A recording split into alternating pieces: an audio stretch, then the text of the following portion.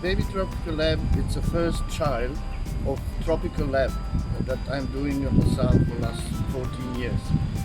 Idea of Baby Tropical Lab came 6 years ago, and very special detail in this year is that Baby Tropical Lab, LASALLE, Ministry of Education are connected with Singapore Biennale, and it's part of this very big visual event. This Baby Tropical Lab is special because we have very interesting theme.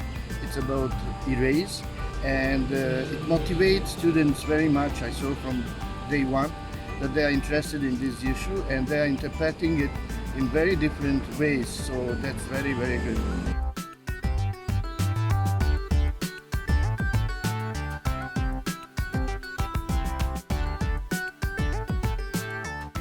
Through the collaboration between Singapore Biennale 2019 and We Step in the Right Direction, and also Baby Tropical Lab, SEM has actually brought in the different artists and curators from the Biennale to speak with the students, whether it's in the format of a panel discussion or whether it's in artist talks.